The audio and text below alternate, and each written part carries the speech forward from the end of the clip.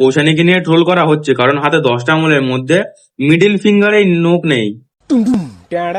তো বন্ধুরা, আজকে তোমাদের সাথে পরিচয় করাবো এমন একজনকে যার ভাবনা চিন্তা সেলিব্রিটি ভাব, শুধু সেলিব্রিটি হওয়ার অভাব, কারণ সেলিব্রিটি বানানটাই বানা ঠিক করে লিখতে পারে না।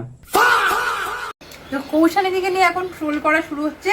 হ্যাঁ, কৌশানীকে নিয়ে ট্রোল করা হচ্ছে কারণ হাতে 10টা আঙুলের মধ্যে মিডিল ফিঙ্গারে নখ নেই। মানে 10টা আঙুলের মধ্যে মিডিল ফিঙ্গার বাদে সব আঙুলগুলোতে নেল এক্সটেনশন করেছে। এবার মিডিল ফিঙ্গারে নখ নেই মানে অবাক তো হবে। আমি জানি না ভাই কিভাবে এই আঙুলের নখটাই যাবে ভেঙে। যেমন আমার ডান হাতের এই আঙুলের নখটা পরশুদিনকার খুলে গেছে, খুলে কোথায় পড়েছে সেটা আমি আর খুঁজে পাইনি। ও মা গো, তোমারটাও গেছে?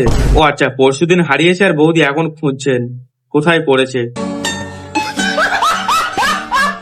বৌদি দেখো, চিন্তার কোনো কারণ নেই, কিভাবে খুলে পড়েছে সেটা তো অডিয়েন্স বলেই দিয়েছে তোমার কমেন্ট বক্সে। আজকে যেমন মেকআপ স্কুলে দিতে গেছি, আমার বান্ধবীদের সাথে দেখা হয়েছে, বান্ধবীরা বলছে কি রে তোর এই হাতের নখটা কোথায় গেল, এই আঙুলের নখটা।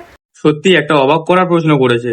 তা বৌদি, তোমার বান্ধবীরা কি ভুলে গেছে যে তুমি ম্যারিড, তোমার এসবের প্রয়োজন হয় না?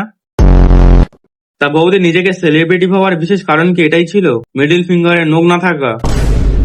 দেখো বৌদি, মিডিল ফিঙ্গারে নখ নেই বলে নিজেকে সেলিব্রিটি ভাবাটা খারাপ, কারণ কৌশানী আনম্যারিড আর তুমি ম্যারিড। পার্থক্য তো আছে। তাহলে তুই